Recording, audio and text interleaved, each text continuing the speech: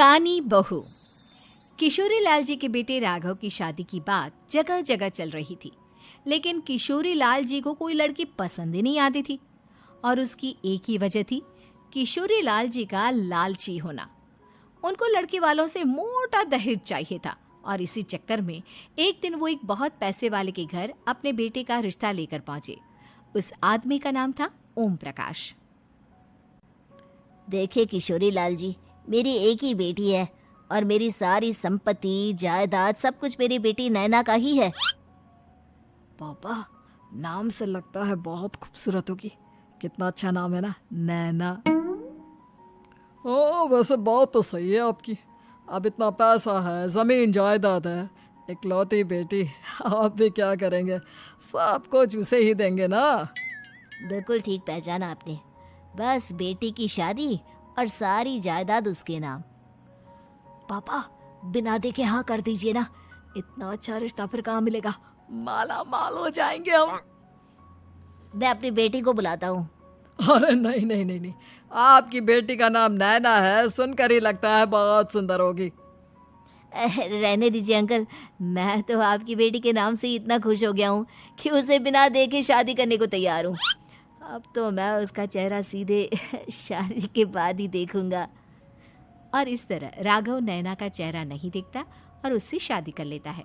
शादी के बाद अपनी सुहाग रात पर जब राघव नैना का घूंघट उठाकर देखता है तो नैना की आंखें बंद थी।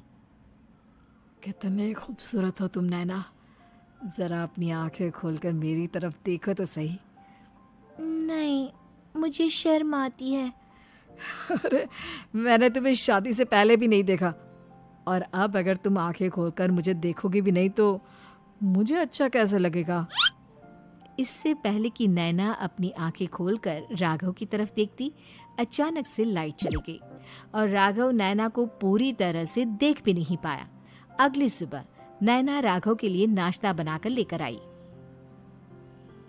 अरे ये क्या, आधा पराठा सेका हुआ है और आधा बिल्कुल कच्चा।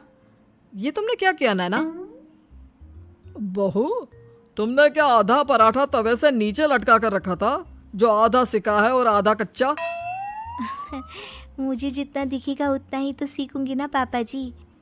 जहाँ जहाँ मुझे नजर आ रहा था वहाँ मैंने सीख लिया, जहाँ जहाँ नहीं दिखा वहाँ कच्चा रह गया होगा। इसका क्या मतलब है? ये कैसा मजाक कर रही है तुम? अरे बहू, तुमने इतना लंबा घूंघट क्यों लगाया हुआ है? देखो, हमारे घर में बहुओं को बेटी की तरह रखा जाता है, और फिर तुम तो इतना सारा माल लेकर आई हो।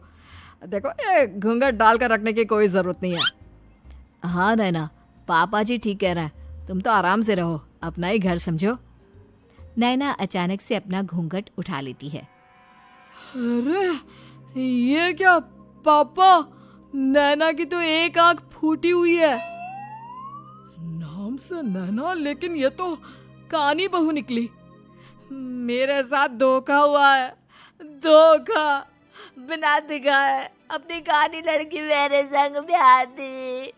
मुझे कानी बीवी नहीं चाहिए। मुझे अभी ओम प्रकाश जी से बात करनी पड़ेगी। आखिर उन्होंने मेरे साथ ऐसा किया क्यों? अरे, आप लोगों ने ही तो पापा से कहा था कि आप लोग शादी से पहले मुझे देखना नहीं चाहते। अब मेरे पापा पर क्यों इल्जाम लगा रहे हैं? अरे लेकिन उन्हें बताना तो चाहिए था ना कि तुम कानी हो, एक आंख से तुम्हें दिखाई नहीं देता। किशोरी लाल और राघव नाराज होकर ओम प्रकाश को अपने घर बुलाते हैं।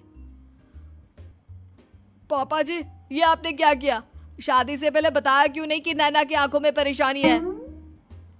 अरे, आप ही ने तो लड़की देखने से मना कर दिया था। और लेकिन आप बता तो सकते थे। आपको तो हमारी बेटी की प्रॉपर्टी चाहिए थी, वो भी पूरी की पूरी। अब क्या हुआ अगर उसे आधा दिखाई देता है? प्रॉपर्टी तो आपको पूरी मिल गई ना। अरे ये क्या बात हुई? मेरी शादी प्रॉपर्टी से नहीं, आपकी बेटी से हुई है। अब ये तो पहले सोचना चाहिए था, तब तो मेरी प्रॉपर्टी देखकर तुम्हारी जुबान लप लपा रही थी। लेकिन मैं कानी लड़की को अपनी बीवी बनाकर नहीं रख सकता। पापा, कुछ करिए ना आप। हाँ, करता हूँ। देखिए ओम प्रकाश जी, आप हमारे साथ ऐसा नहीं कर सकते। और तुम देखो, अगर तुमने मेरी बेटी से शादी तोड़ी ना, तो जो भी प्रॉपर्टी मैंने तुम्हें दी है वो तो पूरी की पूरी वापस ले ही लूँगा, और आधी प्रॉपर्टी तुम्हारी भी लूँगा। अरे मेरी आधी प्रॉपर्टी भला क्यों लेंगे आप? इसलिए क्योंकि मेरी बेटी को आधा नजर आता है और उसकी नज़र अभी तक तुम्हारी आधी जायदाद पर ही पड़ी है। अब तुम उसे घर से निकालोगे तो कुछ तो लेकर जाएगी ना। और अगर हम आपकी बेटी को अपने घर की बहू बनाकर रखे तो? तो तुम्हारी पूरी प्रॉपर्टी तुम्हारी ही रहेगी, और जो मैंने तुम्हें दिया है ना, उसमें से बस मैं आधा लेकर जाऊंगा। अरे लेकिन अब आप अपनी दी हुई प्रॉपर्टी में से आधी वापस क्यों लेकर जाएंगे? अगर मैं आपकी बेटी को अपनी पत्नी बनाकर रखने को तैयार हूं तो? इसलिए ताकि भविष्य में अगर तुम मेरी बेटी को धोखा दो तो उसके पास कुछ तो रहे जो पति का हो। वैसे मेरे पास तो बहुत कुछ है, लेकिन अपने पति की कोई निशानी तो उसके पास होनी चाहिए ना। अब अगर तुमने मेरी बेटी को कहानी कहा तो तुम्हें प्रॉपर्टी भी कहानी ही मिलेगी, पूरी नहीं। जमाए राजा। किशोरी लाल और राघव समझ चुके थे कि वो बुरी तरह फंस चुके हैं और अब उनके पास वहां से निकलने का कोई चारा नहीं है। अब समझ में आया ना, लालच बुरी बला होती है। एक तो तुम्हें प्रॉपर्टी मिली, ऊपर से बीवी मिली, उसमें तुम्हें नखरे भी दिखाने हैं। आए बड़े, चुपचाप बैठो दोनों। कुछ दिनों के बाद नैना राघव की कार लेकर बाजार घूमने निकलती है और जब कार लेकर वापस आती है, ये क्या? एक तरफ से मेरी गाड़ी पूरी खराब हो चुकी है। लगता है तुमने मेरी गाड़ी को किसी दूसरी गाड़ी के साथ एक्सीडेंट किया है। अरे अरे कितना बड़ा नुकसान कर दिया तुमने बहू। वो क्या है ना पापा जी, मुझे एक आंख से दिखाई नहीं दे रहा था, सामने से गाड़ी आ रही थी। मुझे तो सिर्फ आधा ही दिखाई दिया और वो गाड़ी मेरी कार से रगड़ते हुए निकल गई। अब मैं क्या करूं बताओ? आप इसे ठीक कराने के पैसे कौन देगा? तुम्हारे पापा? तुमने मुझसे इस तरह से बात की? अभी रुको। नैना राघव की शिकायत ओम प्रकाश को कर देती है। देखो राघव, अब जो मेरी आधी प्रॉपर्टी तुम्हारे पास थी ना, उसमें से आधी और मैं लेकर जाऊंगा, क्योंकि तुमने मेरी बेटी को डांटा। अरे नहीं नहीं पापा जी, गलती हो गई, माफ कर दो। गलती की तो कोई गुंजाइश ही नहीं। अगली बार मेरी बेटी को डांटा तो बची हुई आधी में से आधी और ले जाऊंगा। लालच के चक्कर में हम दोनों ने बहुत बड़ी गलती कर दी बेटा।